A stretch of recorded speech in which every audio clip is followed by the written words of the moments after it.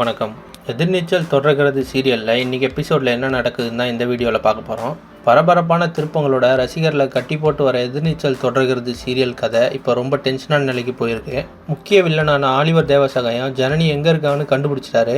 கண்டுபிடிச்ச உடனே அவளை உயிரோட விடக்கூடாதுன்னு முடிவு பண்ணிட்டு தன்னோட நம்பிக்கைக்குரிய ஆளுங்களை அனுப்பி ஜனனியை தேடி பிடிக்க உத்தரவு கொடுக்குறாரு. இதுக்குள்ளேயே தேவசகாயத்தோட ஆளுங்க ஜனனியும் சக்தியும் போகிற காரை கண்டுபிடிச்சிட்டு வேகமாக துரத்த ஆரம்பிக்கிறாங்க. ரொம்ப ஆபத்தான சூழ்நிலையில் சிக்கிக்கிறாங்க ரெண்டு பேரும். எப்படியாவது தப்பிக்கணும்னு போராடி அருகில் இருந்த ஒரு பாட்டி வீட்டில் போய் தஞ்சம் அடைகிறாங்க.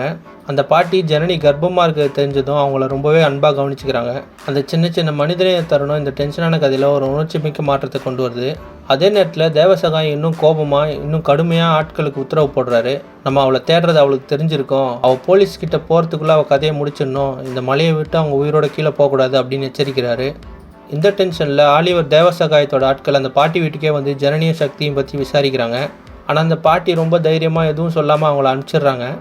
இதுக்காக சக்தி மனசார நன்றி சொல்லிட்டு ஜனனியோட அங்கேருந்து கிளம்புறாரு. ஆனால் அபாயம் இன்னும் முடியல.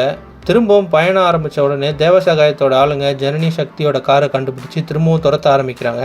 இந்த சூழ்நிலையிலேருந்து ஜனனியும் சக்தி எப்படி தப்பிக்க போகிறாங்க அப்படின்றத அடுத்தடுத்த எபிசோடில் பார்த்து தெரிஞ்சுக்கலாம். இந்த மாதிரி எதிர்நீச்சல் தொடர்கிறது சீரியல் அப்டேட்ஸ்க்கு நம்ம சேனலை சப்ஸ்கிரைப் பண்ணுங்கள், ஃப்ரெண்ட்ஸ் அண்ட் ஃபேமிலிக்கு ஷேர் பண்ணுங்கள். நன்றி.